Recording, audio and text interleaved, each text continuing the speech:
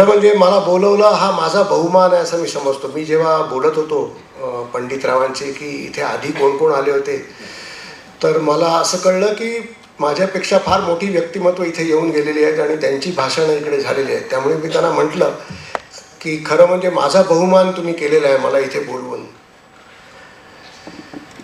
कोल्हापूरचा आणि माझा तसा कधी फारसा संबंध आला नव्हता, पण मी जेव्हा माझ्या बुद्धिबळाबद्दल सांगितलं गेलं आहे म्हणून एक सांगू शकतो की मी जेव्हा महाराष्ट्र बुद्धिबळ संघटनेचा सेक्रेटरी होतो, म्हणजे न्यायाधीश होण्यापूर्वी वकिली करत असताना, त्यावेळी इथे कोल्हापुरात बुद्धिबळ डिस्ट्रिक्ट असोसिएशन स्थापन माझ्या हस्ते झालं होतं. म्हणजे मी तेवढ्यासाठी मुंबईहून आलो होतो आणि इथे आम्ही एका छोट्याशा ठिकाणी एक क्लब चालू केला होता. आता ते संदर्भ मी विसरलो आहे की त्या जागा कुठल्या होत्या, पण शाहू स्मारकमध्ये मी त्यावेळी उतरलो होतो एवढंही मला आठवत आहे. नंतर मग इथे एक आंतरराष्ट्रीय स्पर्धा झाली कोल्हापूरला, बुद्धिबळ स्पर्धा 87मध्ये. तेव्हा मी शेवटी आलो इकडे. त्यावेळी एका वृत्तपत्रासाठीच मी स्तंभलेखन करत होतो. त्या स्पर्धेचं मी विश्लेषण करत होतो. जे बुद्धिबळाचे डाव त्या दिवशी होत होते त्याच्याबद्दल मी लिहित होतो. कोल्हापूरबद्दल अजून एक प्राथमिक गोष्ट सांगायची म्हणजे की माझे वडील ते कोल्हापूरचे तर नव्हते, पुण्याचे होते. ते नंतर मुंबईला सेटल झाले. आम्ही मुंबईला जन्मलो, पण काही कारणासाठी माझे वडील जेव्हा कोल्हापूरला आले होते तेव्हा त्यांना का कोण जाणे पण हे शहर खूप आवडलं आणि त्यांनी काही वर्ष खरोखर फार सिरियसली हा विचार केला होता की कोल्हापूरला सगळ्यांनी स्थायिक व्हायचं, की मुंबईतली आपली मालमत्ता विकून इथे स्थायिक व्हायचं. ते डॉक्टर होते व्यवसायाने, पण पुढे काही कारणांमुळे ते झालं नाही. पण मी त्यावेळी काही जागा बघायला वडिलांच्या सांगण्यावरून येऊन गेलो होतो. म्हणजे मी कोल्हापूरला येणार होतो त्यावेळी वडील म्हणले की 2-3 ठिकाणी तू जागांची चौकशी कर, आणि ती मी केली होती. तर खरोखरच मला त्या जुन्या थोड्या स्मृती जागृत झाल्या माझ्या, आणि खरोखरच मी मनपूर्वक आभार मानतो मला इथे बोलवल्याचे. आता विषय जो माझ्याकडे दिलेला आहे लोकशाही व न्यायव्यवस्था, आता कशी सुरुवात करावी हे कळत नाही. कारण वकिलांपुढे किंवा न्यायाधीशांपुढे बोलणं जे मी बऱ्याच वेळेला जातो नॅशनल ज्युडिशियल अकॅडमीमध्ये वगैरे, ते एक फार वेगळ्या प्रकारचं असतं आणि ते बोलणं मला सोपं वाटतं जास्ती. परंतु अर्थातच काही गोष्टी कॉमन असतात. मी असं मानत नाही की वकील आणि सर्वसामान्य सुबुद्ध नागरिक यांच्यात काही फार मोठा फरक असतो कायदा समजून घेण्यात. एक डिग्रीचा फरक असतो. म्हणजे जर कायद्यातले खास खळगे सामान्य माणसाला कळणारच नाहीत असं बिलकुल मला वाटत नाही. या वकिली व्यवसायातल्या लोकांची तशी धारणा असते, ते समजावून सांगायला बघत नाहीत, पण ती गोष्ट तितकीशी खरी नाही आहे. आता लोकशाही आणि न्यायव्यवस्था, लोकशाहीपासून आपण जर सुरुवात केली तर मला असं आढळून आलेलं की लोकशाही म्हणजे काय याच्याबद्दलच खूप गैरसमज आहेत. सर्वसामान्य म्हणजे अगदी साध्या माणसाचा असा समज आहे बहुमतवाल्यांचं राज्य म्हणजे लोकशाही. लोकशाहीच्या व्याख्या अनेक आहेत, पण आपण काही पॉलिटिकल सायन्सच्या संदर्भात इथे अभ्यास करत नाही आहोत. त्यामुळे अनेक व्याख्या, वेगवेगळ्या व्याख्या आहेत. अगदी रुसो वॉल्टियरपासून वेगवेगळ्या, अगदी प्लेटो आणि अरिस्टॉटलनी सुद्धा व्याख्या केलेल्या आहेत. थोडा थोडा फरक आहे. अब्राहम लिंकनची एक व्याख्या आहे, ती सर्वात गाजलेली आहे कारण ती सोपी सुटसुटीत अशी वाटते. लोकांसाठी चालवलेलं लोकांचं राज्य. पण ही सुद्धा पूर्णपणे खरी नाही आहे, अपुरी आहे व्याख्या. कुठली एक व्याख्या लोकशाहीचं स्वरूप कसं असतं हे समजायला पुरेशी नाही आहे. मी स्वतः एक माझ्या वाचनात डॉक्टर बाबासाहेब आंबेडकर ज्या घटना समितीच्या म्हणजे ड्राफ्टिंग कमिटीचे चेअरमन होते, त्यांनी जी व्याख्या केली आहे ती फार महत्त्वाची वाटते. त्यांनी असं म्हटलं होतं की लोकशाही म्हणजे अशी शासन पद्धती ज्यात जनतेचा सामाजिक आणि आर्थिक विकास आणि त्यांच्या परिस्थितीत मूलभूत परिवर्तन रक्ताचा थेंबही न सांडता साध्य करता येईल, परिवर्तन घडवून आणता येईल, अशी शासन व्यवस्था म्हणजे लोकशाही. लोकशाही अर्थातच हे डेमोक्रसी या शब्दावरून आलेलं आहे, त्याचं आपण भाषांतर केलेलं आहे. त्याचा मूळ अर्थ असा होता की शासन व्यवस्थेत लोकांचा सहभाग असणं. म्हणजे पूर्वी आपल्याला माहिती आहे की राजेशाही जास्त प्रचलित होती. राजा होता, सामान्य माणसाला त्याच्या प्रजेला काही राज्यकारभारात से नव्हता. डेमोक्रेसीमध्ये लोकांना से आहे, बहुमताने ते चालतं, हे सगळं खरं आहे. पण एक गैरसमजूत अशी आहे की बहुमताचं राज्य किंवा बहुमताचा पाठिंबा म्हणजे लोकशाही, हेही बरोबर नाही आहे. मी आपल्याला सांगू इच्छितो की असं आढळून आलेलं आहे की हुकुमशहालाही लोकांचा पाठिंबा असतो, आवश्यक असतो. खरं म्हणजे लोकांच्या पाठिंब्याशिवाय तो हुकुमशहा होऊच शकत नाही. आपल्याला माहीत असेल की हिटलरला इतिहासातली मॅक्झिमम मतं मिळाली होती. तर तोही काही क्रायटेरिया नाही आहे. तर लोकशाहीचं खरं एक मूलभूत जे लोकशाहीचा ढाचा ज्याला म्हणता येईल तो हे आहे की अल्पसंख्याकांचं रक्षण, विरोधी मत मांडण्याचा अधिकार. जरी मेजॉरिटीप्रमाणे कारभार चालत असला तरी मेजॉरिटीला काय पाहिजे ते करता येणार नाही. त्याचा अर्थ असा नाही की त्यांची जुलूम जबरदस्ती चालेल, दडपशाही चालेल.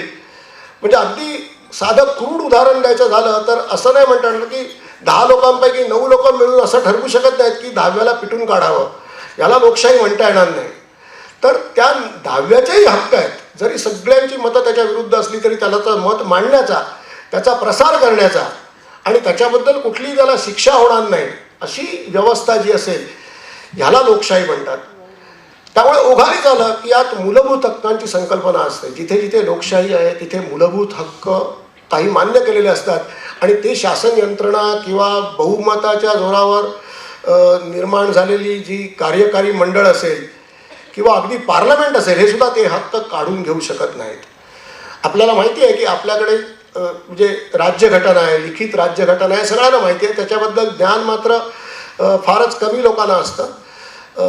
दुर्दैवाने बऱ्याच वकील आणि न्यायाधीशांनाही राज्यघटनेचं असायला पाहिजे तितकं ज्ञान नसतं. आपण एक असा विचार केला पाहिजे की जेव्हा ब्रिटिश हा देश सोडून गेले, आपण स्वतंत्र झालो, त्याच्या आधीचा भारत कसा होता? ब्रिटिश गेल्यावरती काय तोच भारत पुन्हा आला का? तर त्याचं उत्तर नाही असं आहे. आपल्याला माहिती असेल की जवळजवळ 500 संस्थानं आणि संस्थानिक होते. नबाब, संस्थानिक हे ब्रिटिश येण्यापूर्वी होते इकडे. असा एक छत्री अंमल किंवा लोकशाहीच्या संकल्पना या त्या काळात नव्हत्या. असं म्हणतात की अगदी प्राचीन काळी काही गणतंत्र होती, त्यांचं लोकशाहीशी साधर्म्य होतं. भगवान बुद्धाच्या काळात काही त्यांनी अशा जे त्यांचे ज्या सभा वगैरे व्हायच्या त्याच्यात लोकशाहीचा गाभा होता. इतर जगात म्हणाल तर अथेन्स मध्ये, ग्रीसमध्ये अशी काही गणतंत्र टाईप अशा राज्यव्यवस्था निघतात ज्याच्यात लोकशाहीची मुळं होती, पण आजच्या लोकशाहीपेक्षा ते स्वरूप फार वेगळं होतं. आता ही जी घटना आपल्याला दिली, या घटनेने ही लोकशाही अस्तित्वात आली. आता मग न्यायव्यवस्थेकडे येऊया. न्यायव्यवस्था तर सगळ्या देशात असते, अगदी हुकुमशाही देशात, साम्यवादी देशात, सगळ्या देशात न्यायव्यवस्था असते. पण न्यायव्यवस्थेचं महत्त्व अधोरेखित लोकशाहीतच जास्ती केलं जातं. याचं कारण काय? तर त्याचं कारण असं आहे की लोकशाहीत जे मूलभूत हक्क जे नागरिकांचे असतात, ही जी संकल्पना आहे, ह्या हक्कांचं संरक्षण करायची जबाबदारी न्यायव्यवस्थेची असते. कारण आत्ताच आपण बघितलं, बहुमताने जर मुजोर झाले राज्यकर्ते आणि जर ते अल्पसंख्याकाच्या किंवा जे काही विशिष्ट गटाला टार्गेट करायला लागले, त्यांच्यावर जुलूम करायला लागले किंवा त्यांना समान संधी नाकारायला लागले, तर त्यांच्या ज्या नागरिकांच्या मूलभूत हक्कांचं जे उल्लंघन होईल ते होऊ न देण्याची जबाबदारी न्यायव्यवस्थेची असते. आणि म्हणून न्यायव्यवस्था हा लोकशाहीचा एक स्तंभ मानला जातो. आपल्याला माहीत असेल लोकशाहीचे 4 स्तंभ मानले जातात. पूर्वी 3च होते. म्हणजे एक तर कायदे मंडळ, जे कायदे बनवणारं पार्लमेंट. दुसरं म्हणजे कार्यकारी मंडळ, म्हणजे जो पॉलिटिकल एक्झिक्युटिव्ह ज्याला म्हणतात, म्हणजे मंत्रिमंडळ किंवा गव्हर्नमेंट जे लूजली आपण म्हणतो. आणि तिसरं म्हणजे न्यायसंस्था. नंतर त्यात मीडियाचं नाव जोडलं गेलं, कारण आधुनिक काळात मीडिया हा एवढा प्रभावी ठरतो की मीडियाचा सुद्धा रोल लोकशाही टिकवण्यात, शाबूत ठेवण्यात किंवा डिस्ट्रॉय करण्यातही असू शकतो. त्यामुळे हे लोकशाहीचे 4 स्तंभ. तर लोकशाहीतच न्यायव्यवस्थेला महत्त्व ह्यासाठी जास्ती आहे की ते नागरिक आणि राज्यकर्ते यांच्यातला वाद, नागरिक आणि शासन ह्याच्यातला वादही मिटवतात आणि त्यांच्यापुढे तसे बरेच प्रश्न येतात. आता आपल्याकडे हे जे मूलभूत हक्क असतात राज्यघटनेतले, त्याचा थोडा आपल्याला म्हणजे हे काही वकिलांसाठी किंवा न्यायाधीशांसाठी हे व्याख्यान नाही आहे, परंतु तरी काही गोष्टी आपण जाणून घेतल्या पाहिजेत. कारण मला असं वाटतं की राज्यघटना जी आहेत हे आपल्या राष्ट्राचे नियम आहेत. खरं म्हणजे आपल्याला ते माहिती पाहिजेत. मी आधीसुद्धा 1-2 वेळा असा विचार केला होता आणि म्हणलो होतो की आपण एखाद्या क्लबचं जर मेंबर झालो, एखाद्या लायब्ररीचे मेंबर झालो, तर आपण बघतो की त्याचे रूल्स काय आहेत. पण आपल्या देशाचे रूल्स काय आहेत हे आपण बघायला विशेष आपण त्याच्याबद्दल विचार करत नाही. जो आपला देश आहे ठीक आहे, आपला सांस्कृतिकदृष्ट्या फार पुरातन देश आहे, पण राजकीयदृष्ट्या तो अस्तित्वात आला या घटनेनंतरच. त्यामुळे हे जे नियम आहेत हे आपल्या देशाचे नियम आहेत. हे नियम काय आहे त्याच्याबद्दल फारशी उत्सुकता नागरिकांमध्ये सुद्धा नसते. वकील, आणि मी म्हटलं वकील आणि न्यायाधीशाने, कनिष्ठ कोर्टातल्या न्यायाधीशाने बऱ्याच वेळेला राज्यघटनेचं फार कमी ज्ञान असतं, कारण त्यांना असं वाटतं की उच्च न्यायालय आणि सर्वोच्च न्यायालय इथेच फक्त या प्रश्नांचं शहानिशा किंवा हे प्रश्न तिथेच उद्भवतात आणि आपल्याला त्याचा विशेष अभ्यास करायची गरज नाही. तर हेही चुकीचं आहे, कारण कायद्याचा अर्थ लावताना घटनात्मक तरतुदी, घटनाकारांना कसा देश अभिप्रेत होता, आपल्याला कसा समाज अभिप्रेत आहे हे कळल्याने कायद्याचा अर्थ लावण्याचा माणसाचा जो फरक असतो, कायद्याचा बऱ्याच वेळी अर्थ लावायला लागतो, संदिग्धता असते, त्यात तुम्ही कुठला दृष्टिकोन स्वीकारता यावर खूप अवलंबून असतं. आणि तो दृष्टिकोन कुठला स्वीकारणं योग्य आहे हे तुम्हाला राज्यघटनेचा अभ्यास करूनच कळू शकतं. आता हे बेसिक सगळ्यांना माहीत असेल की आपल्याकडे इक्वालिटी बिफोर लॉ आणि इक्वल प्रोटेक्शन ऑफ लॉ आहे सगळ्यांना. नंतर पब्लिक एम्प्लॉयमेंटमध्ये सर्वांना समान संधी आहे. नंतर आर्टिकल 19 जे आहे त्यात वेगवेगळ्या तऱ्हेचे स्वातंत्र्य सांगितले आहे. Freedom of speech and expression, प्रेसचं स्वातंत्र्य त्याच्यामुळे येतं. नंतर असेंबल म्हणजे शस्त्रांशिवाय गोळा होणं, निदर्शनं करणं हाही हक्क आहे. भारतातल्या कुठल्याही भागात स्थायिक होणं, जो कुठला व्यवसाय स्वतःला पाहिजे तो करणं, असे काही मूलभूत हक्क दिलेले आहेत. आणि त्या मूलभूत हक्कांचं पालन करायची जबाबदारी न्यायसंस्थेवर टाकलेली आहे. आपल्याकडे रिट ज्युरिस्डिक्शन आहे, ज्याला रिट्स शब्द सगळ्यांना माहिती असतो. सुप्रीम कोर्ट आणि हायकोर्ट यांना अशी रिट ज्युरिस्डिक्शनची पॉवर दिलेली आहे. म्हणजे नागरिक येऊन सरकारच्या कडून जे काही नियमांचं उल्लंघन होत असेल, त्यांच्या हक्कांची पायमल्ली होत असेल, त्यावेळी ते रिट पिटिशन फाईल करू शकतात आणि कोर्टाला शासनाचे आदेश, निर्देश, काय निर्णय असतील ते बेकायदा ठरवण्याचे अधिकार दिलेले आहेत. एवढंच काय, कायदे मंडळाने एकमताने पास केलेला कायदासुद्धा अवैध ठरवण्याचे अधिकार न्यायालयाला दिलेले आहेत. कारण घटनेच्या अनुसार तो आहे की नाही. जसं आपण बघितलं की काही वेळा मेजॉरिटीमुळे असं होऊ शकतं की अल्पसंख्याकांचं हित लक्षात न घेता किंवा त्यांना हानिकारक असा कायदा निर्माण केला जातो, तो सुद्धा न्यायव्यवस्था रद्द करू शकते. इतकी मोठी ताकद आपल्याकडे न्यायसंस्थेला दिलेली आहे. मला असं वाटतं की थेरॉटिकली पेपरवर बघितलं तर ही सर्वात बलाढ्य न्याय संस्था आहे भारतातली.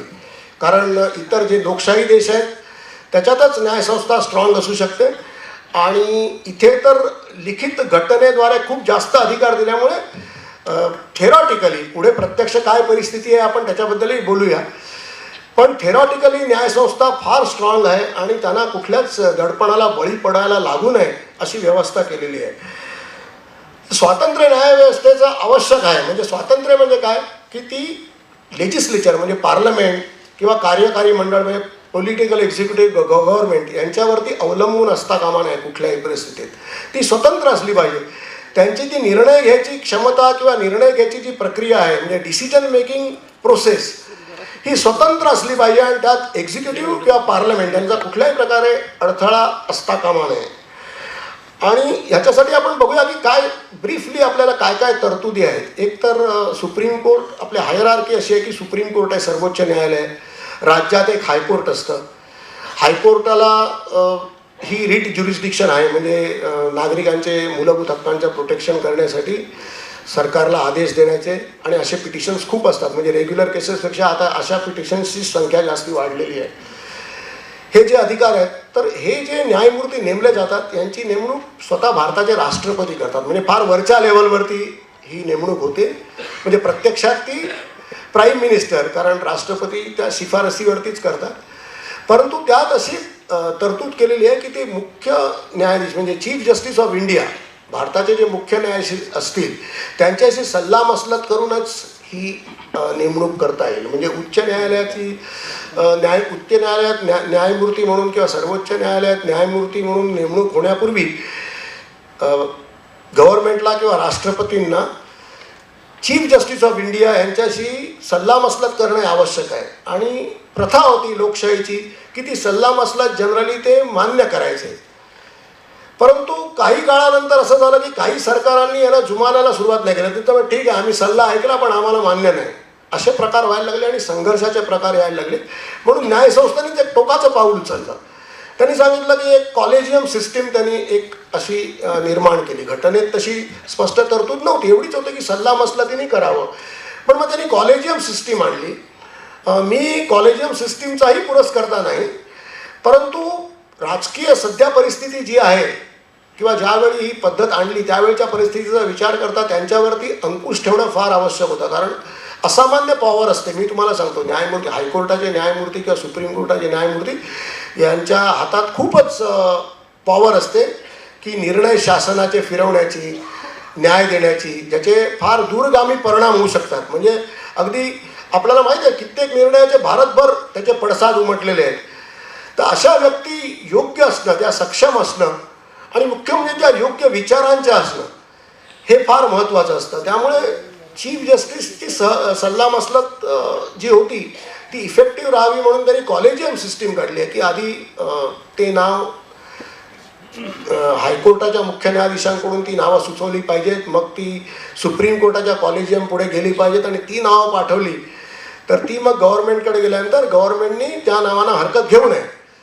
अर्थात आपण पुढे बघू की त्याला हल्ली असे खूप उदाहरणं घडली आहेत की ही शिफारसी, या शिफारसी शासन मान्य करत नाही. हे गेल्या 8-10 वर्षात जास्ती झालेलं आहे की अजिबात धुडकावून लावतात, त्याच्यावरती काही ॲक्शन घेत नाहीत आणि याला काही उपाय नाही आहे. कारण सुप्रीम कोर्ट रिमाइंडर पाठवण्यास शेवटी नेमणूक करणारे राष्ट्रपतीच असतात. माझ्या माहितीची अशी गोष्ट आहे की अत्यंत गुणवान न्यायमूर्तींची सुप्रीम कोर्टात शिफारस केली होती, शासनाने ती केली नाही, शेवटी ते निवृत्त झाले, तोपर्यंत त्या शिफारसीवरती अंमलबजावणी झाली नाही. तर ह्या तरतुदी आहेत सगळ्या. त्यांचं स्वातंत्र्य जपण्यासाठी न्यायमूर्तींना काय आहे की नेमणुका तर आहेत, वरच्या पातळीवर केल्या जातात, नंतर त्यांना काढणं जवळजवळ अशक्य आहे. हायकोर्ट किंवा सुप्रीम कोर्टात जजेसना ती मुद्दाम एक कठीण म्हणजे प्रोसिजर ठेवलेली आहे. महाभियोग म्हणजे इम्पिचमेंट त्याला म्हणतात, जसं राष्ट्रपतींना काढायला जशी प्रोसिजर त्याच्याशी सिमिलर आहे. दोन्ही हाऊसेसमध्ये पार्लमेंटच्या 2/3 मेजॉरिटी लागते आणि जी प्रत्यक्षात अजूनपर्यंत एकाच्याही विरुद्ध झाली नाही. एकदा प्रयत्न झाला होता पण तो यशस्वी झाला नाही. म्हणजे त्यांना काढणं कठीण असतं. त्यांच्या सेवा शर्ती बदलता येत नाहीत त्यांच्या डिसॲडव्हान्टेजला. शिवाय पार्लमेंट जजेसच्या वर्तनाबद्दल चर्चा करू शकत नाही असंही कलम आहे आपल्या घटनेमध्ये. फक्त जेव्हा इम्पिचमेंट असेल म्हणजे न्यायाधीशाला काढायचा प्रश्न असेल तेव्हाच चर्चा होऊ शकते. कनिष्ठ न्यायालयामध्ये नेमणुका ह्या उच्च न्यायालयाच्या देखरेखीखाली केल्या जातात. उच्च न्यायालयाची शिफारस असल्याशिवाय त्या होऊ शकत नाहीत. म्हणजे उच्च न्यायालय त्यांचं जे डिसिप्लिनरी ज्युरिस्डिक्शन म्हणजे त्यांच्यावरती नियंत्रण अंकुश हा उच्च न्यायालयाचा असतो, सरकारचा नसतो. हे बऱ्याच लोकांना कदाचित माहीत नसावं, कारण मी न्यायाधीश असतानाही मी बघितलं की बरेच लोक लॉ मिनिस्टर किंवा कोऑपरेशन मिनिस्टर वगैरे यांच्याकडे तक्रारी करतात की ते काहीतरी करू शकतील, तर ते काही करू शकत नाहीत. हे बऱ्याच लोकांना माहीत नसावं, कारण कंट्रोल हायकोर्टात असतो. शेवटी ते हायकोर्टाकडे येतं आणि ते हायकोर्ट ठरवतं. तर आता इतकी चांगली व्यवस्था आहे, पण मग खरोखर न्यायसंस्था इतकी आहे का सुदृढ, खरोखर ती इतकी मजबूत आहे का, ते आपल्याला बघावं लागेल. पण त्याच्या अगोदर आपण न्यायसंस्थेने काय काय कामगिरी केली आहे काही खटल्यांचा थोडा उल्लेख केला पाहिजे. की एक्सेसेस जे राज्यसत्तेकडून होतात ते आता फार वाढले आहेत. पूर्वीच्या काळात राजकीय नेतेसुद्धा विचारवंत होते, पण ते विचारवंतांचं सुद्धा काही चाललं नाही बऱ्याच वेळेला. कारण शेवटी निवडणूक प्रक्रिया आणि ही जी असते त्याच्यात चांगल्या माणसाला मत मिळेल तोच निवडून येईल असं होत नाही. कारण नागरिकांनाच आपलं हित कशात हे जर कळत नसेल तर अशी परिस्थिती उद्भवते. आणि मग राजकीय पक्षसुद्धा जसं म्हणजे आत्ता सकाळचे एक्झिक्युटिव्ह डायरेक्टर ते मतं मिळवण्यासाठी म्हणजे ते त्यांना चिंता तेव्हाच असते की मतांवरती परिणाम होणार आहे का एखाद्या इश्यूचा, तर मग ते कामाला लागतात, नाहीतर त्यांना काही फारसं सोयरसुतक नसतं. ही वस्तुस्थिती आहे, मी सहमत आहे त्यांच्याशी. आता इथे आपल्या ज्या घटनेमध्ये एक लिहिलेलं आहे की मूलभूत हक्क नागरिकांचे. मी थोडं घटनेबद्दल जास्ती असं बोलतो आहे की आज जे घडतं आहे ते सगळं त्या घटनेच्या अनुषंगाने बघायला लागेल आणि ही जाणीव अशीही सर्वसामान्य नागरिकात जास्त असणं आवश्यक आहे. आपल्याकडे काही मूलभूत हक्क म्हणून दिलेले आहेत हे सगळ्यांना माहिती आहे. आपण एक चॅप्टर 3 आहे आपल्या घटनेमध्ये आणि त्यात एक असा सेक्शन आहे म्हणजे आर्टिकल 12 आहे. त्यात म्हटलं आहे की ह्या भागात दिलेले जे नागरिकांचे हक्क आहेत हे सरकार कुठलाही कायदा काढून कायदा करून काढून घेऊ शकत नाही, हिरावून घेऊ शकत नाही, कमी करू शकत नाही. पण ह्याच्यावरती तेव्हा सरकारने काही वर्षांनी अशी शक्कल काढली की त्यांनी घटना दुरुस्तीच केली. घटना दुरुस्ती करून ते हक्क काढले. आणि मग त्यांचा युक्तिवाद असा होता, त्याला अर्थातच आव्हान दिलं गेलं की तुम्ही असं करू शकत नाही. पण त्यांचं म्हणणं, आम्ही कायदा करून काढत नाही आहोत. कायदा म्हणजे हे हक्क काढून घेण्यासाठी कायदा करता येणार नाही, पण आम्ही जर घटनाच बदलली तर त्यातलं तेवढं कलमच काढून टाकलं. तर असा ते पहिली एक गोलखनाथ नावाची केस होती. तर म्हणजे त्याच्या अगोदर झाल्या पण त्या इतक्या महत्त्वाच्या नव्हत्या. त्यावेळी सुप्रीम कोर्टाने सांगितलं की नाही, ते लॉमध्येच इन्क्लूड होणार. म्हणजे you cannot make any law असं जे म्हटलं आहे, तर घटना दुरुस्ती करणं हा सुद्धा लॉच म्हणजे आम्ही धरणार. आणि त्यामुळे तुम्ही तसं करू नये, नागरिकांना हक्कांपासून वंचित करू शकत नाही. पुढे अजून काही केसेस झाल्या. पुढे सुप्रीम कोर्टाने हा विचार बदलला. केशवानंद भारती केस जी गाजलेली आहे त्याच्यामध्ये 13 न्यायाधीश बसले होते आणि एका 7-6 अशा मेजॉरिटीने तो जजमेंट झाला. त्याच्यात त्यांनी हे मान्य केलं की कारण गव्हर्नमेंटने त्याच्यानंतर अमेंडमेंट केली पुन्हा की लॉ करून काढता येणार नाही. लॉचा अर्थ ऑर्डिनन्स लॉ वगैरे असा असला तरी घटना दुरुस्ती हा लॉ होणार नाही असं त्यालाही आव्हान दिलं गेलं. त्यावेळी केशवानंद भारती केसमध्ये त्यांनी सांगितलं की तुम्ही कुठलाही भाग घटनेचा बदलू शकता, पण घटनेचा मूलभूत ढाचा तुम्ही बदलू शकत नाही. आणि तेव्हापासून हा जो निकाल न्यायालयाने दिला हा फार नागरिकांच्या दृष्टीने फार महत्त्वाचा होता. एक लोकशाही वाचवण्यासाठी हा खूप उपयोगी ठरला. असं कुठेही स्पष्ट लिहिलेलं नाही मूलभूत ढाचा. मूलभूत ढाचा म्हणजे काय हे न्यायालयच ठरवेल शेवटी. पण मुद्दा असा होता की हा अत्यंत आवश्यक जजमेंट होता. कारण उद्या जर तुम्ही घटना बदलून सांगितलं की हा एक हुकुमशाही देश असेल, इथे पार्लमेंट असणार नाही, तर तुम्ही म्हणाल की तेही घटना झाली, आता देश बदलला. तर हे असं होत नाही. कारण सुप्रीम कोर्टाने सांगितलं की पार्लमेंट स्थापनच मुळे घटनेने झालेलं आहे. आणि जे स्थापन झालेलं आहे, जी सत्ता तुम्हाला घटनेकडून मिळाली तीच सत्ता तुम्ही नलिफाय करण्यासाठी वापरू शकत नाही. तर हा एक महत्त्वाचा जजमेंट आहे. काही अजून म्हणजे बऱ्याच वेळेला काय झालं होतं की आपल्याकडे एक आर्टिकल 21 आहे. त्याच्यात असं आहे की nobody shall be deprived of his life and liberty without the procedure established by law. American कॉन्स्टिट्यूशनमध्ये ड्यू प्रोसेस ऑफ लॉ असा क्लॉज होता. तर ड्यू प्रोसेस आणि प्रोसिजर एस्टॅब्लिश्डमध्ये थोडा फरक आहे. प्रोसिजर एस्टॅब्लिश्ड म्हणजे असा काही लोकांचा दृष्टिकोन होता की एकदा योग्य रीतीने म्हणजे पार्लमेंटमध्ये व्यवस्थित बिल पास होऊन कायदा आला की मग न्यायालयाला ते बघायचं स्वातंत्र्य नाही. पण तेही मनेका गांधीच्या केसमध्ये न्यायालयाने तेही मान्य नाही केलं. त्यांनी सांगितलं की जरी प्रोसिजर एस्टॅब्लिश बाय लॉ असली तरी ती फेअर, जस्ट अँड रिझनेबल म्हणजे ती योग्य आहे की नाही हे बघायचं आमचंच काम आहे आणि त्यामुळे आम्ही तेही बघणार. असं करत व्याप्ती वाढवत न्यायसंस्थेने पुष्कळ चांगल्या गोष्टी केलेल्या आहेत. नंतर म्हणजे एक काही आपण परामर्श घेऊया कारण हे काही लिगल सब्जेक्ट्सवरती नाही आहे. परंतु पोलीस कस्टडीत अनेक डेथ्स व्हायच्या. म्हणजे जवळजवळ 1000च्या वरती लोकांच्या मृत्यू झाल्याची 2010-2009 मध्ये वगैरे नोंद आहे. आता तर तो आकडा वाढला आहे. आत्ताचा किती आहे मला माहीत नाही. आपण मानवाधिकार आयोग वगैरे स्थापन केलेला आहे. परंतु ह्या ज्या पोलीस कस्टडीतल्या डेथ होत्या त्याच्याबद्दल न्याय मिळणं फार कठीण झालं होतं. म्हणजे जरी अगदी चुकीचं ठरलं गेलं तरी त्याच्याबद्दल कॉम्पेन्सेशन त्या माणसाला मिळायचं नाही. तर रुदाल शाह नावाच्या एका केसमध्ये सुप्रीम कोर्टाने, अर्थात त्यात पोलीस कस्टडी डेथ नव्हती झाली, त्यात माणूस क्रिमिनल केसमध्ये एका होता. आपल्याला काही इंटरेस्टिंग वाटेल ही माहिती. तो सुटला, कोर्टाने त्याला ॲक्विट केलं, पण तरी तो 14 वर्ष जेलमध्ये राहिला. कारण इतका लेथार्जी होती, निष्काळजीपणा होता. काय त्याचं कारण होतं माहीत नाही, कोणी त्याची दखल घेतली नाही. तो गरीब माणूस आहे. गरिबांना न्याय मिळणं फार कठीण झालेलं आहे कारण ती मशिनरी मूव्ह करू शकत नाही. न्याय व्यवस्था म्हणजे न्यायदायी प्रक्रिया ही गरिबांच्या विरुद्ध नसते, परंतु न्यायाधीशापर्यंत ते येण्यासाठी जी प्रक्रिया लागते ती गरिबाला करणं फार कठीण जातं. तर काय कारणं असतील ते असतील, पण 14 वर्ष तो माणूस आतमध्ये राहायला सुटल्यानंतर. आणि ही बाब जेव्हा सुप्रीम कोर्टाच्या निदर्शनाला आली तेव्हा त्यांनी त्याला कॉम्पेन्सेशन दिलं. अर्थात ते कॉम्पेन्सेशन खूप कमी होतं म्हणून टीका झाली. 30,000 रुपये त्यावेळी त्यांनी कॉम्पेन्सेशन दिलं. मला वाटतं 1983ची ती गोष्ट आहे. त्याच्या आधी तो 14 वर्ष तो सुटलेला माणूस खटल्यातून, त्याची कोणी दखल नाही घेतली आणि राहिला, असे प्रकार होत होते. तर तो एक चांगला आहे. नंतर नीलाबाती बेहरा म्हणून ती विरुद्ध स्टेट ऑफ ओरिसा तिकडे एक माणसाला एका पकडलं होतं, मुलाला चोरीच्या आरोपावरून पकडून त्याला नेलं. दुसऱ्या दिवशी त्याची बॉडी रेल्वे रुळांवरती मिळाली. त्याच्या आईने रिट पिटिशन फाईल केला होता की माझ्या मुलाला मारलं पोलिसांनी. पोस्टमार्टममध्ये मारहाणीच्या खुणा निघाल्या, परत पोलीस घेऊन गेले होते, साधी गोष्ट होती.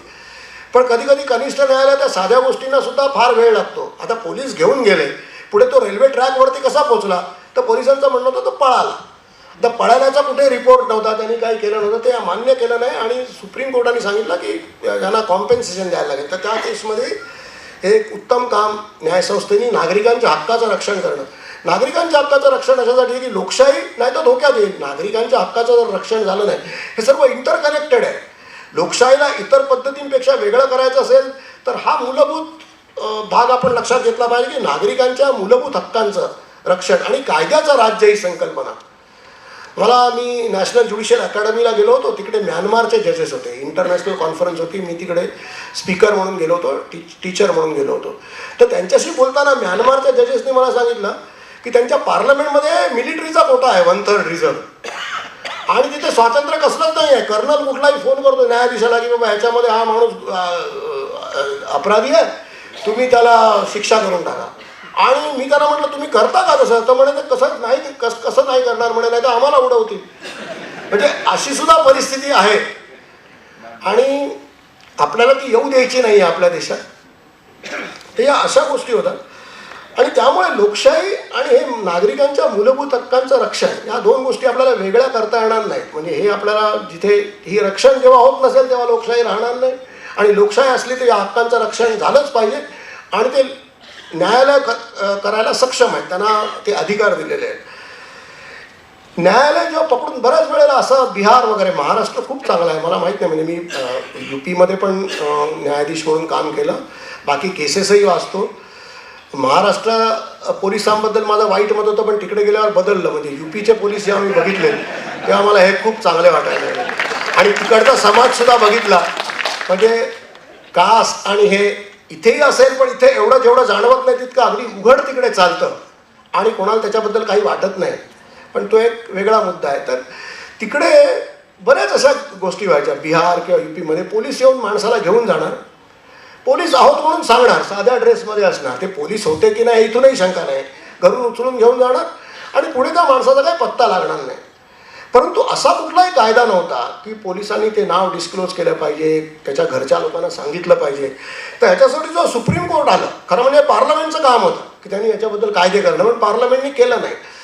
पण DK बसूचा जो एक ऐतिहासिक जजमेंट आहे त्याच्यात सुप्रीम कोर्टाने गाईडलाईन्स दिली की त्याच्या ड्रेसमध्ये पाहिजे तो ऑफिसर, ती नेमप्लेट त्यांनी वेअर केलेली पाहिजे, त्यांनी मॅजिस्ट्रेट पुढे हे नेताना सांगितलं पाहिजे की कोणाला कळवलं आहे. बऱ्याच वेळेला मी मॅजिस्ट्रेट म्हणूनही काम केलं आहे ना, बऱ्याच वेळेला एकटाच आरोपी असायचा, त्याचा वकील वगैरे कोण नाही, तो सांगायचा मला की घरी कळवलेलं नाही. पोलिसांना विचारलं तर म्हणतात सांगितलं आहे आम्ही, पण ते मी मान्य नाही करायचो, ज्या त्या मॅजिस्ट्रेटवरती अवलंबून आहे ते की किती. पण नंतर ह्या गाईडलाईन्स सुप्रीम कोर्टाने दिल्या की त्याला कळवलं पाहिजे, कोणाला कळवलं आहे ते इथे लिहिलं पाहिजे रिमांड ॲप्लिकेशनमध्ये. आणि आत्ता कित्येक वर्षानंतर कोड ऑफ क्रिमिनल प्रोसिजरमध्ये हे सगळे बदल घडून आले. म्हणजे इथे सुद्धा पार्लमेंटने पुढाकार घ्यायच्याऐवजी न्यायालयाने आधी पुढाकार घेतला, हक्कांचं रक्षण केलं, त्यानंतर त्यानुसार कायदा केला गेला. आपल्याला विशाखा केस माहीत असेल, विशाखा म्हणजे sexual harassment of women at work place. तिकडे सुद्धा आपल्याकडे कुठलाही कायदा नव्हता. एक भवरी देवी म्हणून एक सोशल वर्कर होती, तिचा राजस्थानमध्ये तिच्यावर बलात्कार झाला आणि ते आरोपी सुटले खालच्या कोर्टात. तर विशाखा नावाच्या एका NGOनी बरेच मुद्दे स्त्रियांशी संबंधित हे उचलून धरले. त्यामुळे एक मुद्दा असा होता की स्त्रिया आता स्वतंत्र झाल्या आहेत, शिकल्या आहेत, मोठ्या मोठ्या पोस्टवरती काम करत आहेत, नोकरी जास्ती करायला लागल्या आहेत. आणि मी तुम्हाला म्हणजे मी जेवढं बघितलं त्याच्यावरून सांगतो की प्रत्यक्ष गुन्ह्यात बसणार नाही, इंडियन पिनल कोड खाली गुन्हा होणार नाही, पण त्या स्त्रीला टॉर्चर करता येईल असं प्रकार करणं फार सोपं असतं जिथे स्त्री अशा नोकरीत असते. कारण अनेकदा वेगवेगळ्या पद्धतीने तिला त्रास दिला जातो, त्याचा हेतू सेक्शुअल हॅरॅसमेंट हाच असतो.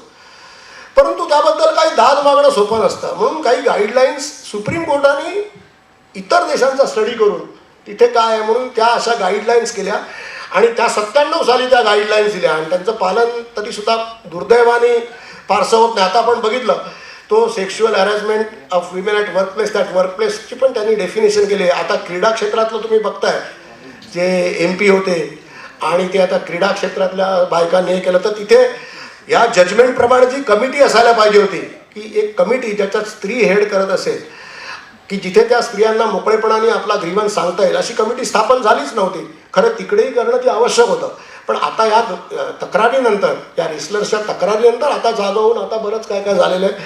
आपल्याला माहिती आहे की ते FIR सुद्धा किती उशिरा केलं, कारण त्याला राजकीय पाठबळ होतं त्या माणसाला. तर असे खूप चांगले आपल्याला न्यायसंस्थेची कामगिरी म्हणता येईल. पण आता असं आहे की फक्त चांगल्याच गोष्टी बोलणं हेही तितकंच बरोबर नाही. आपल्याला वाईटही जजमेंट पुष्कळ बघायला मिळतात, जिथं भ्रमनिराश होतो. मग शंका येते की हे स्वतंत्र आहेत की हे घाबरलेले आहेत. आता कुठले कुठले मी एक सांगेन की जसा लोकशाहीला धोका आहे असं माझं मत आहे, तसं न्यायव्यवस्थेलाही धोका आहे, आणि हे परस्पर पूरक आहे. आपण म्हणतो की न्यायव्यवस्था इंडिपेंडंट असावी, स्वतंत्र असावी. आपली नेमकी अपेक्षा काय असते? मी एक सांगतो की न्यायसंस्थेचं स्वातंत्र्य हवं, हे सगळ्यांनाच मान्य आहे, असं कोणी त्याच्या विरुद्ध बोलत नाही. पण ती राहणार कसं ते स्वातंत्र्य, ती जबाबदारी न्यायसंस्थेची आहे असं मांडणं चुकीचं ठरेल. एक असं आहे की न्यायसंस्थेचं स्वातंत्र्य जपणं ही गव्हर्नमेंटचीच जबाबदारी आहे आणि पर्यायाने समाजाची जबाबदारी आहे. न्यायसंस्था स्वतःचं स्वातंत्र्य कसं टिकवू शकेल? शेवटी सरकार हे फार पॉवरफुल असतं, ऑल माहिती ज्याला म्हणता येईल असं असतं. ते न्यायाधीशांना या असताना, एवढी संरक्षण असतानाही त्रास देण्याचे अनेक त्यांच्याकडे हातखंडे असू शकतात. जसं मी सांगितलं, प्रपोजलवरती नेमणूकच न करणं, ट्रान्सफर्स करणं नको असताना. आणि आता तर सोशल मीडियाचा वापर हे राजकीय पक्ष करायला लागलेले आहेत, आणि भाडोत्री लोक त्यांना टार्गेट दिलं जातं की या माणसाचं, मला हे माहीत नव्हतं, काही रिटायर झाल्यावर मला जास्ती कळलं, हे ट्रोलिंग ज्याला म्हणतात, ते ट्रोलिंग करा म्हणून त्यांना सांगतात, आणि मग ते ट्रोलिंग सुरू राहतं. आणि मग तेच मत त्यात मग म्हणजे जे वाईट हेतूचे नाही आहेत तेही ते सगळं बघून तेही त्यात सामील होतात. कारण न्यायालयीन प्रक्रियेबद्दल फारशी कल्पना लोकांना नसते. न्यायाधीशांचे जजमेंट क्रिटिसाइज केले जाऊ नये, टीका केली जाऊ नये, अशा मताचा मी बिलकुल नाही आहे. पण एक आहे की ते टीका जी व्हावी ती त्यांच्या न्यायालयीन साऊंडनेसबद्दल, म्हणजे कायद्याच्या दृष्टीने ते योग्य आहेत की नाही याच्यावरती टीका अवलंबून असावी, आपल्या परसेप्शनवरती ती अवलंबून असू नये. बऱ्याच वेळेला काय होतं, एक प्रकारची अशी फ्रेन्झी निर्माण केली जाते की एक असं गवगवा हवा सोशल मीडियातर्फे केली जाते. प्रिंट मीडिया, इलेक्ट्रॉनिक मीडिया तरीसुद्धा जास्त रिस्पॉन्सिबल आहे, परंतु हा जो गवगवा आहे याच्यामुळे अशी एक इमेज तयार केली जाते की असंच झालं पाहिजे, आणि मग त्याच्या विरुद्ध काही जर झालं तर ते कोर्टांवरती, त्या निवाड्यांवरती टीका होते. आणि हे जे वातावरण आहे हे न्याय द्यायला पोषक नाही आहे. कारण हे जे असं गढूळ वातावरण आहे याचा मग पॉलिटिकल पार्टीज, पॉलिटिकल एक्झिक्युटिव्ह ह्याचा फायदा उचलून जो त्यांना अप्रिय असेल, कुठल्याही एक्झिक्युटिव्हला असं म्हणतात, इंग्लंडमध्ये आपल्यापेक्षा जास्त मोकळेपणाने बोलतात लोक, ते म्हणले की एक गोष्ट सरळ आहे की प्रत्येक एक्झिक्युटिव्हला एक वीक, कणा नसलेली ज्युडिशियरी जास्त आवडेल. कारण असं आहे की त्यांना तो अडथळा मेन आहे. परंतु जे मोठे नेते होते, ज्यांना समाजाचं हित कळत होतं, खरोखर त्यांना हित साधायचं होतं, ते मान्य करत होते की देशाच्या ॲडव्हान्समेंटसाठी, आपल्या समाजाच्या विकासासाठी, भल्यासाठी सगळ्यांच्या स्वतंत्र ज्युडिशियरी असणं आवश्यक आहे. म्हणून ते त्या स्वातंत्र्यात आडकाठी आणत नव्हते.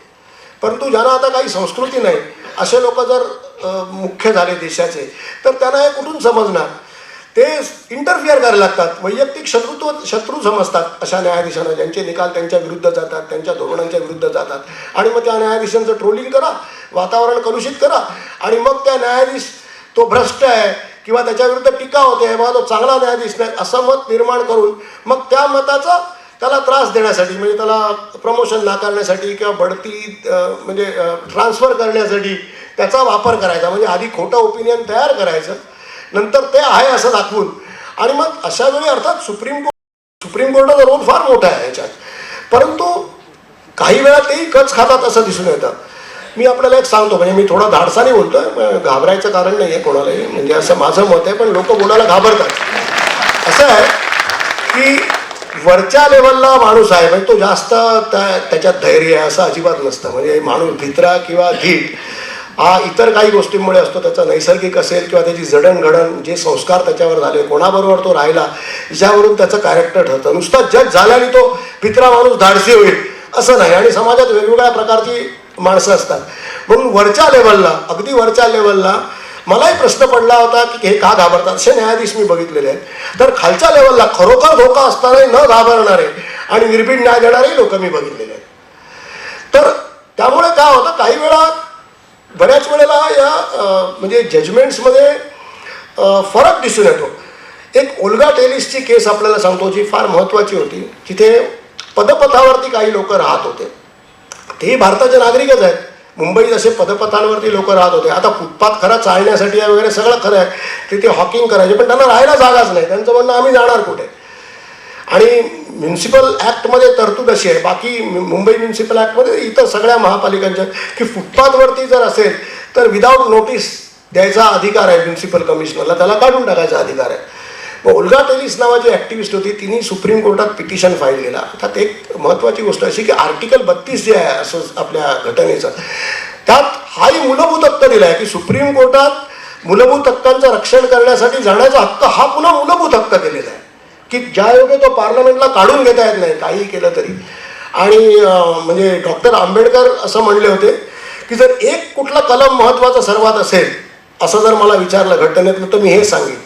कारण मूलभूत हक्कांसाठी सर्वोच्च न्यायालयात जाण्याचा हक्क हा मूलभूत हक्क केलेला आहे, त्यामुळे तो काढून घेता येत नाही आणि त्यामुळे सर्वोच्च न्यायालयात जाऊ शकतो. तर ती तशी गेली आणि मग तो खूप मोठा जजमेंट सुप्रीम कोर्टाने दिला. त्यांनी कायदा होता त्यामुळे त्यांना काही करता नाही आलं, पण त्यांनी सांगितलं की कायदा जरी असला तरी नोटीस देणं आवश्यक आहे तुम्ही. आणि काढायचं की नाही विचार आहे, तुम्हाला काढायची पॉवर दिली आहे, मग तुम्ही काढलंच पाहिजे असं नाही. शेवटी त्यांच्या पुनर्वसनाचं काय असा एक सिम्पथॅटिक व्ह्यू घेतला होता. परंतु त्याच्याच उलट आता केस असा निवाराचा हक्क म्हणून त्यांनी मूलभूत हक्कांमध्ये तो आणला. निवाराचा हक्क तसा स्पष्ट कुठे लिहिलेलं नाही, पण राईट टू लाईफ असं आहे त्यांचं. म्हणणं लाईफ म्हणजे काय, ॲनिमल लाईफ का? कुत्राही जगतो, मांजरही जगतं. माणसाला लाईफचा अधिकार आहे म्हणजे काय, चांगल्या लाईफचा अधिकार आहे, मिनिंगफुल लाईफचा अधिकार आहे. त्याच्यात काही विशिष्ट दर्जा असला पाहिजे, क्वालिटी असली पाहिजे त्या लाईफची. तर असं करत करत ते हक्क वाढवत नेले. परंतु दुसरी आता कसा फरक पडतो बघा, जजेस कुठल्या त्यांच्या बॅकग्राऊंड. नंतर दुसऱ्या हल्ली 2000 साली एक जे केस झाली, याच्यामध्ये असा सिमिलर मुद्दा आला होता हटमेन ड्वेलर्सचा. तर अलमित्रा पटेल ती केस आहे 2000 सालची. त्याच्यात सुप्रीम कोर्ट काय म्हणलं की यांच्यासाठी कशाला पुनर्वसन आणि कशाला द्यायचं, त्यांना म्हणजे सुविधा नव्हत्या बेसिक, म्हणजे पाणी निवारा वगैरे अशाही नव्हत्या. सुप्रीम कोर्ट म्हणलं ह्यांना सोयी देणं म्हणजे पिक पॉकेटला रिवॉर्ड करण्यासारखं आहे, म्हणजे पाकिट माराला तुम्ही काही देण्यासारखं, अशी असंवेदनशील भाषा त्यांच्याबद्दल वापरली गेली.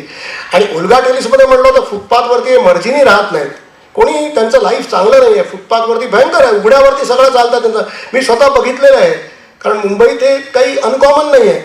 तिथेच बायका मुलींना अंघोळ घालत असतात, केस विंचरत असतात, असं त्यांचं सगळं चालतं. हे काही हॅपी लाईफ नाही, नाईलाजाने राहतात हे उघड आहे.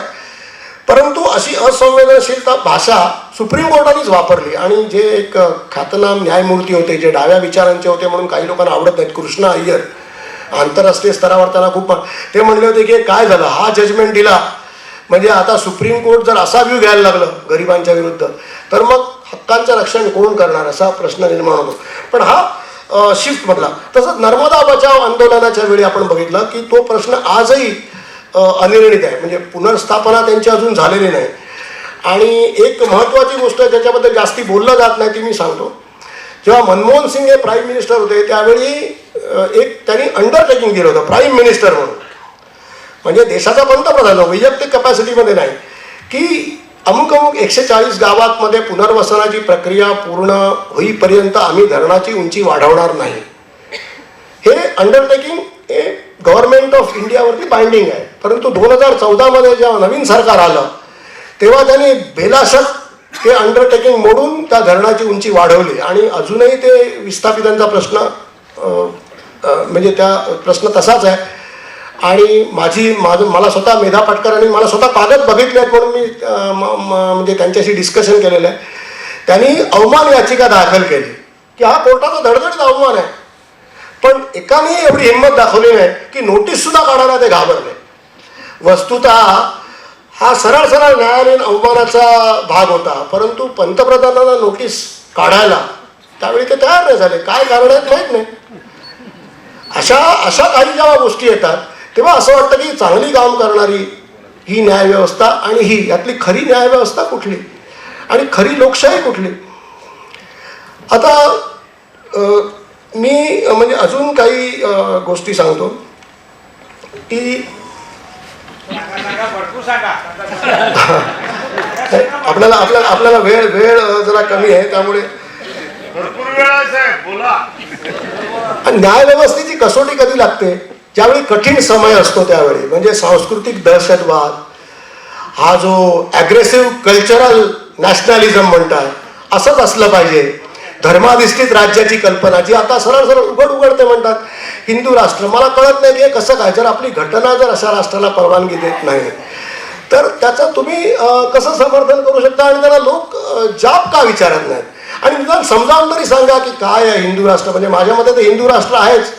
मी आपल्याला सांगतो की ज्या सरकारी इमारती आहेत म्हणजे कोर्टात सुद्धा तुम्हाला सांगतो सत्यनारायण पूजा साजरी केली जाते. आपल्याला माहीत असेल बऱ्याच लोकांना की सगळ्या इमारतीत.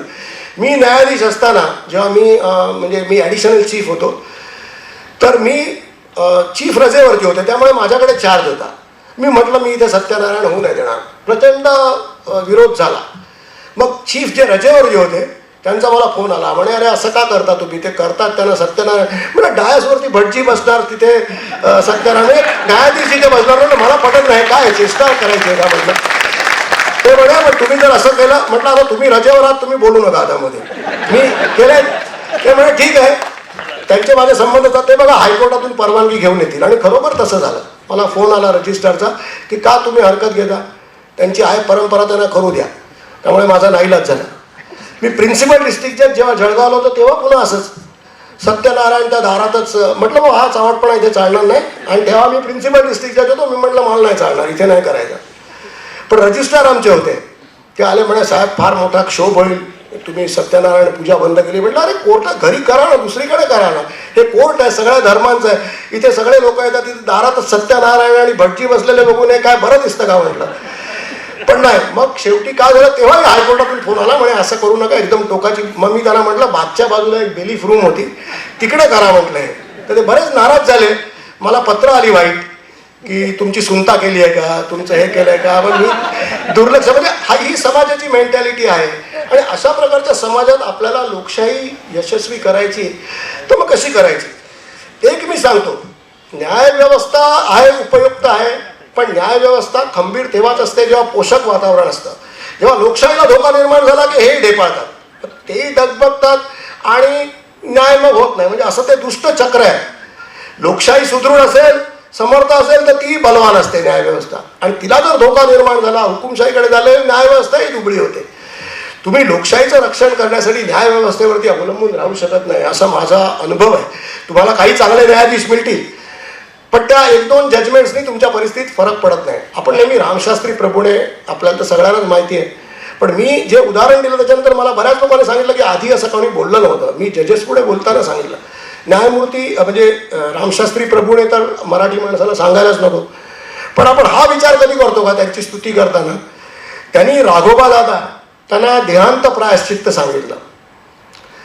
त्यांनी नारायणराव पेशव्यांचा वध त्यांनी केला अशी त्यांची खात्री पटल्याने त्यांनी त्यांना सांगितलं आणि राघोबा दादांनी जवळजवळ मान्य केलं. ते म्हणलं काय प्रायश्चित्त सांगा.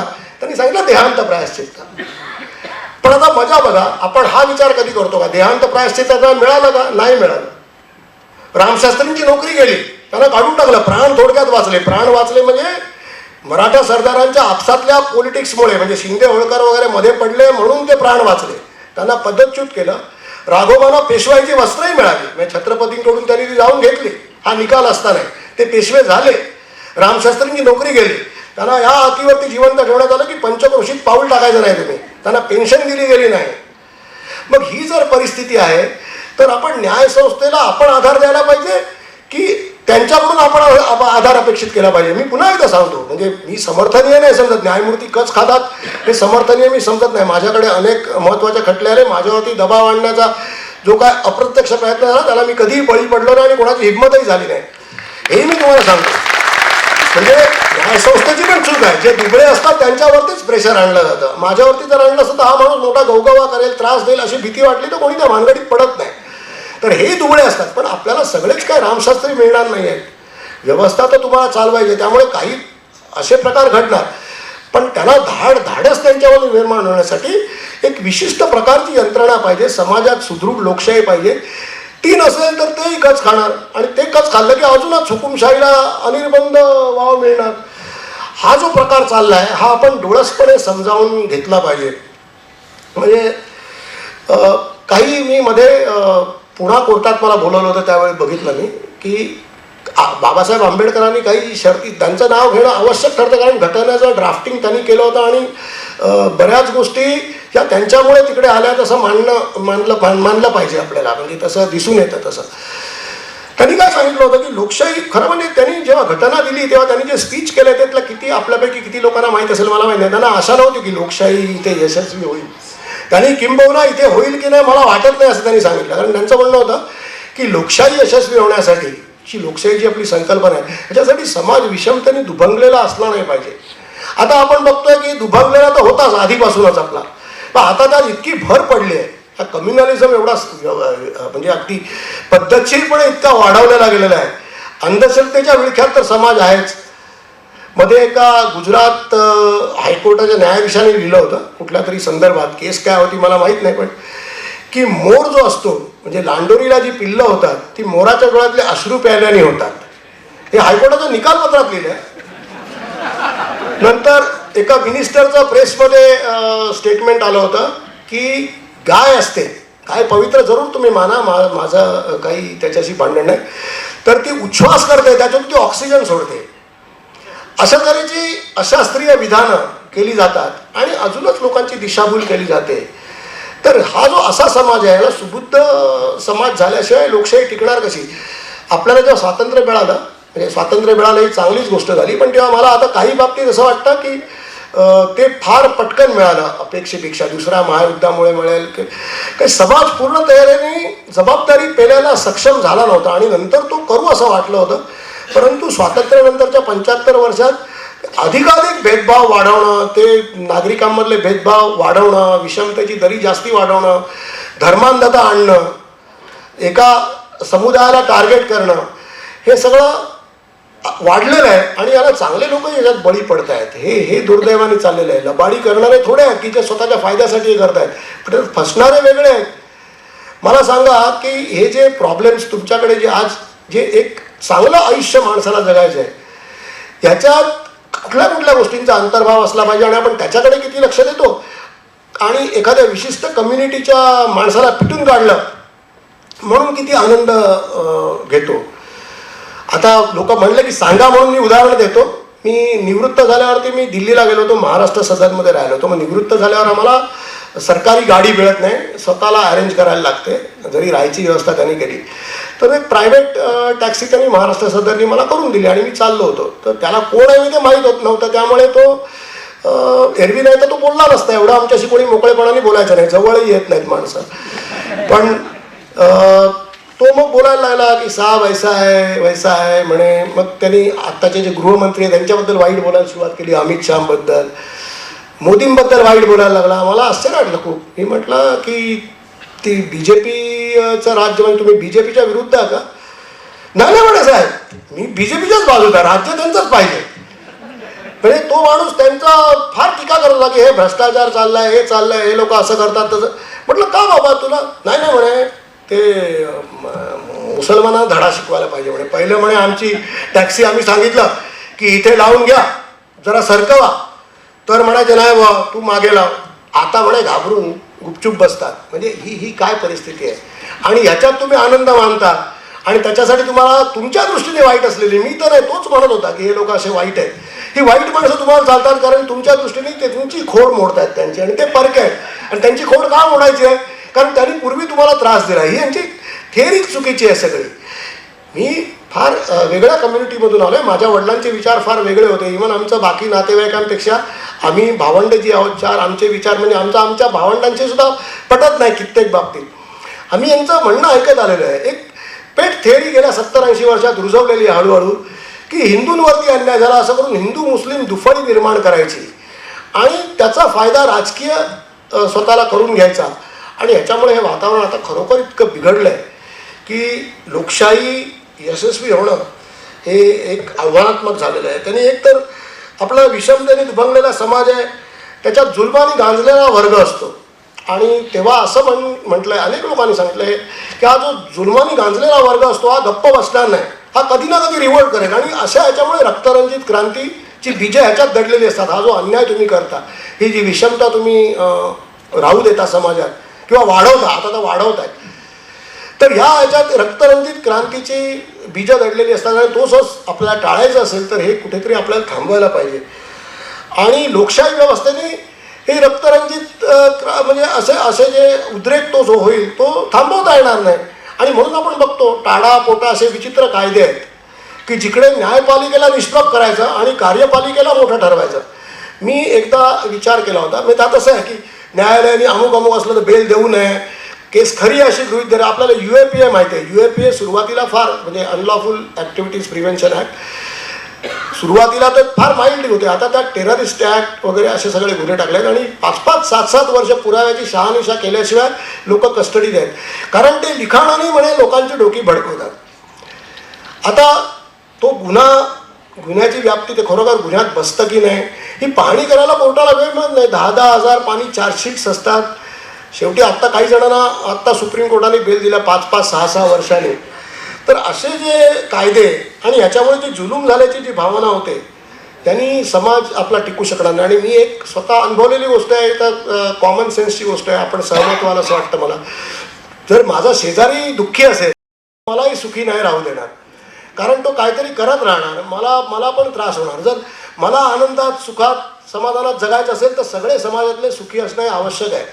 मी इतरांवर जुलूम करून मी स्वतःचं सुख साधायला बघीन तर ते फार काळ टिकणार नाही. कधी ना कधी ते बाहेर येणार आणि त्याचा त्रास सगळ्या समाजाला होणार.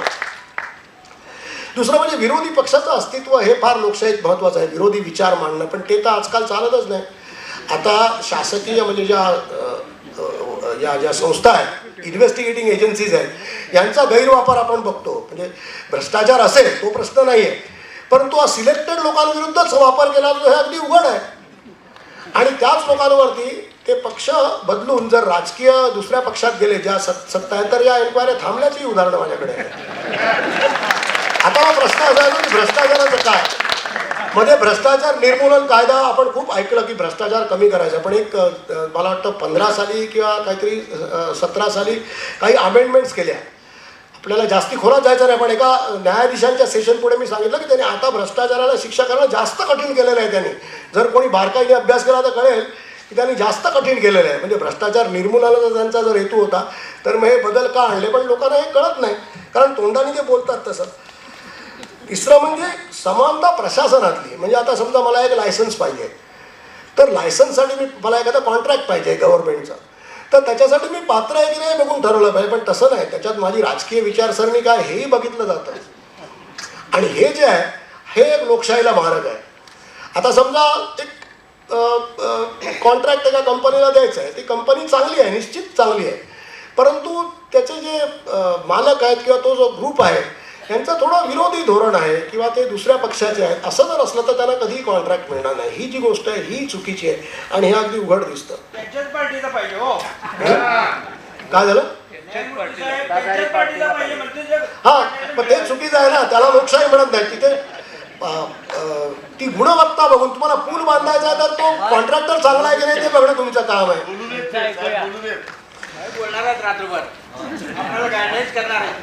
आणि मग घटनात्मक नीती मूल्यांचं पालन करणं. म्हणजे त्यात असं येतं की बहुसंख्याक आणि अल्पसंख्याकांवरती जुलूम करणं, अत्याचार करणं, त्यांना आपल्या पद्धतीने वागायला भाग पाडणं हेही चुकीचं आहे. आणि नीतिमूल्यांचं म्हटलं तर आता आपण बघतोच एकाच पक्षातले लोक विरोधी पक्षातही आहेत आणि राज्यातही आहेत. अशा आता घटना घडायला लागल्या. अशा परिस्थितीत संसदीय लोकशाही कशी यशस्वी होणार हा प्रश्न पडलेला आहे. आणि हा आपल्यापुढे प्रचंड धोके आहेत. मला सकाळ माध्यमांचं म्हणजे माध्यम म्हणून तर माहीत होतं, पण त्यांचं एवढं मोठं कार्य होतं मला आत्ता हे पवारसाहेब म्हणले त्यावेळी कळलं. मला असं वाटतं की हे काम त्यांनी नेटाने पुढे नेलं पाहिजे की कुठेतरी लोकांना आपण हुशार बनवलं पाहिजे, त्यांना कळलं पाहिजे की काय चाललंय, आपण फसतोय हे त्यांना ज्यावेळी कळलं, चुकीच्या लोकांची साथ ते देणार नाहीत. आता मध्ये मला एका ठिकाणी बोलवलं होतं, तर मी त्यांना म्हटलं आंबेडकरांचे हिंदू राष्ट्राबद्दलचे जे विचार आहेत, आपण माझे विचार किंवा तुमचे विचार ते सोडून द्या, त्यांचेच विचार आहेत, ते विचार माहीत असतानाही आंबेडकरांचा उदो करतात ते, आणि हिंदू राष्ट्र उघडपणे बोलतात. त्यांना कोणी विचारत नाही की अरे जर तुमचं त्यांना तुम्ही मानता तर मग त्यांच्या विरुद्ध तुम्ही कसं वागता, हे विचारणारं कोणी नाही आहे. आणि खुशाल ते हायजॅक करतात. मध्ये मी एक बातमी वाचली, मला आश्चर्य वाटलं की आंबेडकरांच्या पुतळ्याची UP-मध्ये विटंबना झाली होती, आणि नंतर मग ते काहीतरी प्रकरण वाढलं, त्याच्यानंतर त्यांचा पुतळा भगव्या रंगात बनवून तिकडे बसवला गेला, आणि घोषणा दिल्या मंदिर बनवायच्या संदर्भात. आणि रामजी, तेव्हाचे जे UP-चे गव्हर्नर होते, त्यांनी सांगितलं भीमराव रामजी आंबेडकर, मग रामजी नाव त्यांचं ते मध्ये टाकलं पाहिजे सारखं, कारण ते रामाचं नाव आहे म्हणून. तर त्याच्यातही हरकत नाही, ठीक आहे टाका ते, कारण ते होतं नाव. पण त्यांनी घोषणा का दिल्या की तुमचं अधुरं काम आम्ही पूर्ण करतोय. म्हणजे कुठे किती विपर्यास करायचा आणि किती लोकांना मूर्ख समजायचा, आणि तसं यशस्वी होत आहे, आपण बघतोय की तसे यशस्वी होत आहे. शेवटी मी एकच म्हणेन की जबाबदारी आपली आहे. जसं लोकशाही टिकवायची जबाबदारी मी स्पष्ट सांगितलं की न्यायसंस्थेवर तुम्हाला अवलंबून राहता येणार नाही, की ते टिकवतील आणि ते यांना धडा शिकवतील असं होणार नाही. असे काही तुरळक तुम्हाला जजमेंट्स मिळतील, पण त्यांनी शेवटी असं आहे की तेही दुबळे पडतात, कारण हुकुमशहापुढे ते नाही होतो त्यांचा. ते जे त्यांचं सामर्थ्य आहे त्याच्याशी हे लढू शकत नाहीत, आणि पर्टिक्युलरली लोकांचा त्याला सपोर्ट नसतो. न्यायसंस्थेचे जे प्रश्न आहेत हे काही लोकांच्या चर्चेचा विषय बनू शकत नाही. न्यायाधीशाला काही लोकांचा पाठिंबा नसतो. एखाद्या जजमेंटला चांगलं म्हणणं वेगळं, पण न्यायाधीशासाठी काय आंदोलन कुठे होणार नाही आहे. त्यामुळे जसं पवारसाहेब म्हणले की राजकारणी तेव्हा जागे होतात की बाबा हे नको करायला, कारण हा त्रास होईल, यांनी मतं जातील. तसं काही न्यायाधीशांवरती हे करून त्या मतांना विशेष काही फरक पडणार नाही, त्यामुळे त्यांना त्याची भीती नाही आहे. शेवटी दुसरं असं आहे की एक लोकांमध्ये चेतना, आणि म्हणजे दुसऱ्यावर अन्याय होतोय माझ्यावरती होत नाही, मी वेगळ्या प्रकारचा आहे असं नाही. म्हणजे आता समजा एखाद्या विशिष्ट समुदायावरती अन्याय होत असेल तर त्याच्याच समुदायाच्या लोकांनी लढायचं असं नाही आहे. दुसऱ्यांवरती म्हणजे मुसलमानांवरती अन्याय होतं तर हिंदूंनी पण पुढे आलं पाहिजे. शेवटी असं होतं, आफ्रिकेत सुद्धा गोरे लोक लढले काळ्या लोकांच्या हक्कासाठी, आणि पूर्वी असं झालेलं आहे. अनेक महान लोक मला माहिती आहे तिथे की ज्यांनी अनेक सुधारणांसाठी, ते स्वतः त्यांचा काही संबंध नव्हता, दुसऱ्या गटाच्या लोकांसाठी त्यांनी त्या सुधारणांसाठी लढले. पण हा जो विचार आहे तसा आता होत नाही, तर आपापलं फक्त बघितलं जातं. मला काय, एक मार्टिन निमोलर, त्याची मला कविता म्हणून कोट करावीशी वाटते. अर्थात त्यांनी ती कविता म्हणून लिहिलीच नाही कधी, असंही म्हणणारे लोक आहेत की ती नंतर कोणी लिहिली, की तो भाषणात म्हणायचा, त्यामुळे त्याची एक स्वरूप नाही आहे त्या कवितेचं, मार्टिन निमोलरचं. परंतु ते फार प्रसिद्ध झालं आहे आणि त्याची वेगवेगळी व्हर्जन्स आहेत, पण त्याचा गाभा एकच आहे. तो म्हणतो फर्स्ट दे केम फॉर हिम, म्हणजे पहिल्यांदा त्याच्यासाठी आले, पण मी निषेध नाही केला कारण तो प्रोटेस्टंट होता, तो कम्युनिस्ट होता. मला वाटलं मला काय करायचं आहे, कम्युनिस्ट आहे ते करतील, तर त्याला घेऊन गेले. Then they came for the Jews, त्याच्यासाठी आले. दे केम फॉर हिम, तो ज्यू होता, मला काय, मी ख्रिश्चन होतो, मला पडलं त्याला घेऊन गेले, मी काही केलं नाही. मग नंतर आले, मला थोडीशी चिंता वाटली, कारण तोही ख्रिश्चन होता पण तो प्रोटेस्टंट होता, मी होतो कॅथलिक, पण मी काही चिंता नाही केली. आणि मग नंतर मला न्यायला आले. आता मला खूप विरोध करायचा होता, पण तो ऐकायला कोणी शिल्लक नव्हतं. आता म्हणून हे जे पहिलं जे आहे, जेव्हा हा म्यानमारमधली परिस्थिती येऊ द्यायची नसेल तर आपल्याला लोकशाही मूल्य मानणारं सरकार पाहिजे. मी वृत्तपत्राच्या ह्याच्यात आहे, मी राजकीय कुठल्या पक्षाचं नाव नाही घेणार, पण मी 2 विचारधारांमधला फरक सांगेन. 2 विचारधारा आहेत, पक्ष किती असू देत. शेवटी विचारधारा अशी आहे की तुम्हाला गरिबांसाठी, सगळ्यांसाठी, बहुसंख्याकांसाठी, यांच्यासाठी काम करायचं आहे, की तुम्हाला विशिष्ट वर्गाचं वर्चस्व असलेलं राज्य निर्माण करायचं आहे. तुम्हाला चातुर्वर्ण्यावरती आधारित अशी यंत्रणा, अशी व्यवस्था पाहिजे आहे का? आणि जे लोक असे आणायला बघतायत, उघडपणे बघतायत, अगदी उघड बोलतायत, त्यांना तुम्ही पाठिंबा देणार का? जे लोक न्यायसंस्थेच्या स्वातंत्र्यावरती गदा आणतायत, नेमणुका त्यांच्या हट्टाने करून घेत आहेत, अशा लोकांना निवडून दिलं तर लोकशाही यशस्वी म्हणजे तुम्ही जबाबदार आहात त्याला. मग लोकशाही यशस्वी नाही झाली तर त्याला जबाबदार कोणा? समाजच जबाबदार आहे. शेवटी मी रामशास्त्रींचं पण म्हणूनच सांगितलं की जर तुमची अपाती असेल तर काहीच होणार नाही. आणि शेवटी मी म्हणजे थोडक्यात निष्कर्ष मी असा सांगेन आपल्याला की या सुदृढ लोकशाही आणि या न्यायव्यवस्था हे एकमेकांना पूरक आहे. आपल्याकडे पेपरवरती खूप न्यायसंस्था चांगली आहे, लोकशाही पण जशी फॉर्ममध्ये खूप चांगली, इलेक्शन तर होतातच, पण इलेक्शनचा उपयोग काय जर तुम्हाला जर कळत नसेल की तुमचं हित कशात आहे.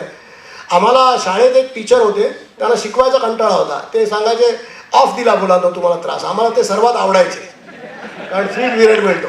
पण आम्हाला आमचं हित कळत नव्हतं. तसं या जनतेचं झालं आहे. कुठल्या तरी उन्मादात त्यांना गुंतवायचं आणि मग त्याच्या बाजूने ते त्यांना तेच बरं वाटतं. आणि त्याचं हित कशात आहे, आपल्याला कसा समाज पाहिजे याचा काहीतरी विचार करा, म्हणजे केला पाहिजे लोकांनी. आणि तो विचार केल्यानंतर मग तुम्ही ठरवा की तुम्हाला कुठली विचारधारा मान्य आहे, आपल्या घटनेत काय अभिप्राय आहे, आपल्याला कसा समाज पाहिजे. आपल्याला काही लोक श्रेष्ठ, काही कनिष्ठ, काही लोकांवर जुलूम, लोकांचे वेगवेगळे हक्क, कायद्यापुढे असमानता, असं आपल्याला पाहिजे की आपल्याला हे असा समाज निर्माण करायचा आहे. दुसरेही भारताचे नागरिक आहेत, कोणाला नागरिकांना दुय्यम वागणूक देणं त्यांच्या प्रांतामुळे, जातीमुळे किंवा धर्मामुळे हे कितपत योग्य आहे याचा आपण सगळ्यांनी विचार केला पाहिजे. अशी जी विचारधारा असेल, प्रत्यक्ष किंवा अप्रत्यक्ष, अशी विचारधारा जी असेल ती मांडणारे जे पक्ष आहेत यांना आपण कसं निवडून द्यायचं. आणि तसं निवडून जर दिलं आपण, तर मग लोकशाहीबद्दल आपण चिंता काय व्यक्त करायची, मग चालू दे त्यांची हुकुमशाही, ते आता होईलच हळूहळू. त्यांच्या हातात जर अनिर्बंध सत्ता राहिली, जर आपण जागरूक नाही झालो तर हे सगळं होणारच आहे. म्हणजे थोडक्यात मला असं म्हणायचं की निर्भीड वातावरण जे आहे हे दोन्हीला एकच पाहिजे. लोकशाही यशस्वी होण्यासाठी पण निर्भीड वातावरण, न्यायसंस्थेसाठी पण ते. ही जबाबदारी आपली सगळी नागरिकांची आहे. ह्याच्यासाठी बुद्धिभेद जे करतायत आपला, तो आधी ओळखायला आपल्याला शिकलं पाहिजे. आणि सकाळ माध्यमं एवढ्या जर गोष्टी करतायत, मी त्यांना असं म्हणेन की तुम्ही कायद्याचंही प्रबोधनाचं काही करता आलं तर बघा की घटनेची मूलभूत तत्त्व ही अनेक वकील असतील, त्यांना तुम्ही हाताशी धरून सामान्य माणसाला हे समजावून सांगा. त्यांना निदान काय चांगलं काय वाईट हे तरी कळू दे. आणि एक योग्य मार्गावरती, जसा अभिप्रेत देश होता आपला घटना ज्यावेळी बनवली त्यावेळी, स्वातंत्र्य खऱ्या अर्थाने मिळू दे. आणि हा जो विषमता जी आहे, हे जातीत वाटलेला समाज, जातीमुळे वगैरे जे दुभंगलेलं आहे, हे सगळं कसं नष्ट होईल हे आपल्याला बघायला पाहिजे. शेवटी पुन्हा एकदा मला वाटतं मी वेळ जास्ती घेतला का, मला बोलवल्याबद्दल मी आभार मानतो. आणि खरोखरच मला माझा बहुमान केला आहे. माझे आभार मानण्याचं काही गरज नाही. मला असं वाटतं की काही 4 गोष्टी मी सांगितल्या, मी काय उपदेश देऊ शकत नाही किंवा माझ्याकडे सोल्युशन नाही, पण मला असं वाटतं या गोष्टींवरती आपण सगळे विचार कराल आणि आपण सगळे मिळून काहीतरी प्रयत्न करू असं मला वाटतं. जय हिंद.